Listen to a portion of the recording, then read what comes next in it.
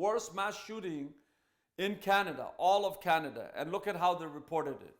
13 hours shooting rampage. This is what Global reported. The Guardian was the only one that said 12 hours of terror, right? But they said the gunmen evaded police. The gunmen, not the terrorists, but the gunmen evaded police. National Post said mass shooting, right? Nothing to do with terror. This hideous individual, Gabriel Wortman, look at his face, it's hideous. But they didn't put him on a no-fly list. They didn't say, okay, all white male from 40 to 55 or 60 should be security checked for weapons and should be racially profiled. And I'm not saying that. All I'm saying is that if it's good for the geese, it should be good for the gander, right?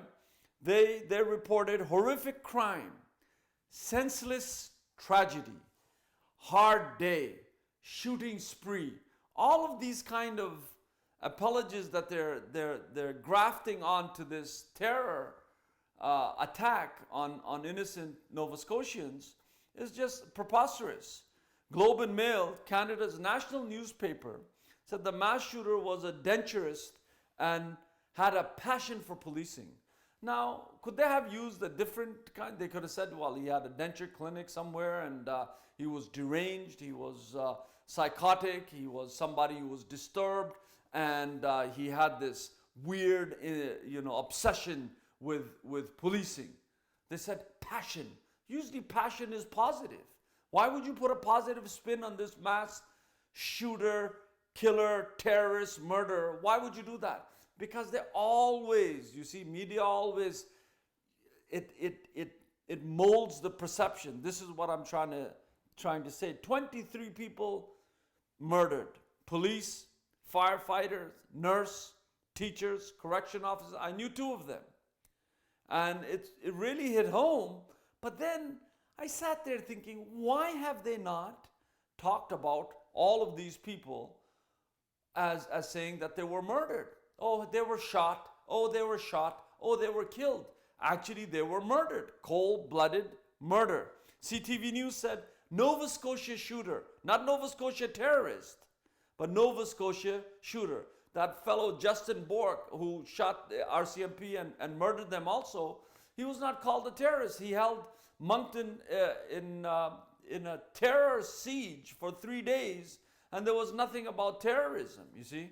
They gave him 75 years, but at the same time, there was nothing mentioned of terrorism, right? Because it just doesn't fit the mold. He's not black, he's not brown, he's not an immigrant, he's not an infestation. So all of these words, they don't fit these people, so they're not racially profiled at the airports and all of these other things. One of the reporters said exceptional white male syndrome. So they're exceptional. So they have a point, because they said if you're exceptional, you can, it's just a one-off thing, no problem. It's the worst mass shooting in Canada. Even Justin Trudeau, who I respect and admire, one of the best prime ministers Canada has ever had, real leader, good person, even he called it a senseless violence, right? And never went on to call it terrorism. NBC News said Canada's mass shooting. So even though they're so gun hyped, they couldn't even come out with the word terror, because they come out with terror for somebody, if Muslim next door has indigestion, they'll say, oh, it's a terrorist plot because the gases are bubbling in his stomach, you see.